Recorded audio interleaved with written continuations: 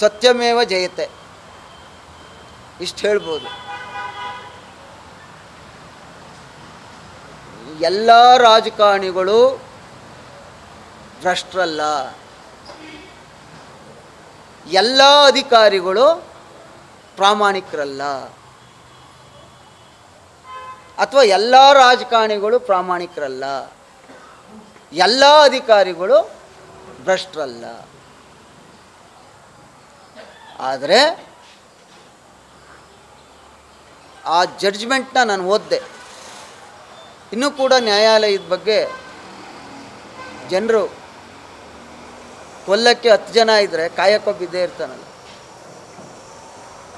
ಅದನ್ನು ಇನ್ನಷ್ಟು ದಾಖಲಾತಿಗಳೆಲ್ಲ ತಗೋತಾ ಇದ್ದೀನಿ.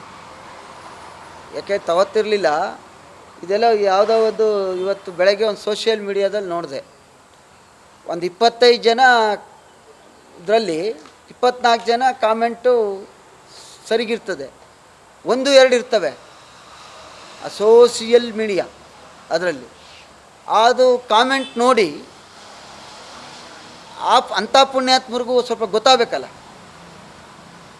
ರಾಜಕಾರಣಿಗಳು, ಅಧಿಕಾರಿಗಳು, ಅಥವಾ ರಾಜ್ಯದ ಮುಖ್ಯಮಂತ್ರಿ, ರಾಜ್ಯದ ಮಂತ್ರಿ, ಅಥವಾ MLAಗಳು, ನಾವು, ಅಥವಾ IAS, ಅಥವಾ ಚೀಫ್ ಸೆಕ್ರೆಟ್ರಿ, ನಾವ್ಯಾರೂ ದೇವರಲ್ಲ. ಸರ್ಕಾರಿ ನೌಕರ ಡಿ ಗ್ರೂಪ್ನವನಿಂದ ಹಿಡಿದು ಈ ರಾಜ್ಯದ ಚೀಫ್ ಸೆಕ್ರೆಟರಿ ತನಕ ಸರ್ಕಾರದ ಸೇವಕರು. ನಾವು ಗ್ರಾಮ ಪಂಚಾಯತಿ ಮೆಂಬರಿಂದ ರಾಜ್ಯದ ಚೀಫ್ ಸೆಕ್ರೆಟರಿ ತನಕ, ಇದು ಮುಖ್ಯಮಂತ್ರಿ ತನಕ ಸಾರ್ವಜನಿಕ ಸೇವಕರು. ಯಾರಿಗೂ ಏನು ಕೊಂಬಿಲ್ಲ. ಆದರೆ ಇದ್ರ ಬಗ್ಗೆ ಈ ಇಶ್ಯೂ ಡೈಲ್ಯೂಟ್ ಆಗುತ್ತದೆ. ಶನಿವಾರ ಒಂದು ಇನ್ನಷ್ಟು ಮಹತ್ವದ ದಾಖಲೆಗಳು ಕಲೆಕ್ಟ್ ಮಾಡ್ತಾಯಿದ್ದೀನಿ. ಅದೆಲ್ಲ ಶನಿವಾರ ಬಂದ ಮೇಲೆ ಶುಕ್ರವಾರ ಸಂಜೆ ತಲುಪುತ್ತೆ.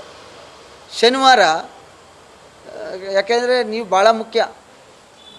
ಕೆಲವರು ನನ್ನ ಎಚ್ಚರಿಸಿದ್ದೀರಿ, ಕೆಲವರು ನನಗೆ ಸಪೋರ್ಟ್ ಮಾಡಿದ್ದೀರಿ.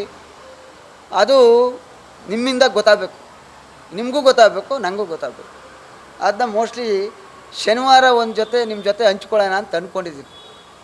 ಅದಕ್ಕೆ ಮುಂಚೆ ಆ ಜಡ್ಜ್ಮೆಂಟ್ ಇದೆಯಲ್ಲ, ನೀವು ಒಂದು ಆರ್ಡ್ರ್ ಓದಬೇಡಿ. ಕಂಪ್ಲೀಟು ಜಡ್ಜ್ಮೆಂಟ್ನ ಬೇಕಾದ್ರೆ ನಾನು ಗ್ರೂಪ್ಗೆ ಹಾಕ್ತೀನಿ. ಅದು ಅಪ್ಲೋಡ್ ಆಗಿದೆ, ಮಾನ್ಯ ಪೀಠ ಅಪ್ಲೋಡ್ ಮಾಡಿದೆ. ಅದನ್ನು ಓದಿ. ಅದನ್ನು ನೀವು ಓದಿದ್ರೆ ಯಾರು ತಪ್ಪು ಯಾರು ಸರಿ ಅನ್ನುವಂಥದ್ದು ನಿಮಗೆ ಗೊತ್ತಾಗುತ್ತೆ. ಆಮೇಲೆ ಇಷ್ಟೆಲ್ಲ ಹೇಗೆಲ್ಲ ಮ್ಯಾನಿಪ್ಯುಲೇಟ್ ಮಾಡ್ಬೋದು ಅನ್ನೋದು ಕೂಡ ಅದರಲ್ಲಿದೆ, ಮಾಡ್ತಾರೆ ಅನ್ನುವಂಥದ್ದು.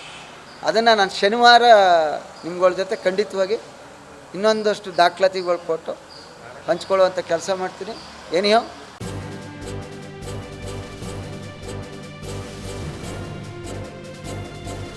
ಇದು ಮಾನವೀಯ ಸಂದೇಶದ ಜನವಾಹಿನಿ.